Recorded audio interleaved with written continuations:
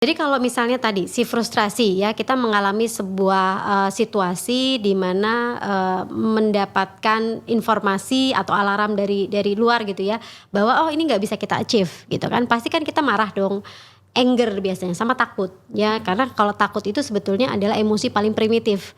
Jadi kayak orang frustrasi itu kenapa sih? Karena takut dia, takut apa? Dia nggak bisa aktualisasi diri dengan baik gitu kan, makanya jadi frustrasi.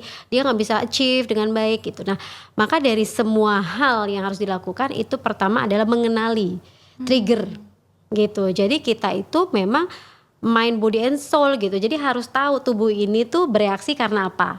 Pikiran ini biasanya responsif atau reaktif karena apa. Itu harus tahu tuh. Misalnya ya karena kalau tiap kali gagal aku tuh pasti marah-marah. Tiap kali gagal aku tuh pasti akan curhat di medsos misalnya. Nah, hal-hal itu perlu dikenali. Oke, berarti kegagalan itu pasti membuat saya menjadi reaktif gitu. Dan setiap kali saya reaktif, biasanya apa yang saya lakukan? Nah, itu harus ditelusurin.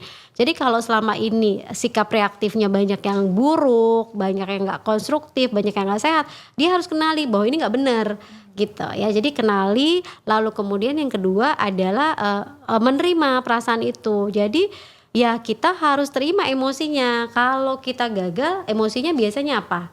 Kan pasti kita apa biasanya kalau gagal? Sedih, Sedih. Nah, marah. berarti ya, oke saya sedih. Nah, kemudian kita memproses rasa sedihnya. Memproses itu artinya apa? Itu butuh waktu, gitu kan. Jadi kesedihan itu butuh waktu. Nah, kalau misalnya kesedihannya nggak diproses, didalami, oke saya sedih, maka saya harus melakukan sesuatu, mungkin saya telepon teman, mungkin saya butuh tidur, mungkin saya nonton Netflix, mungkin saya, makan sesuatu yang comfort gitu kan. Nah, itu pasti akan looping terus gitu kayak snowballs gitu kalau kita nggak bisa accept dan memproses gitu.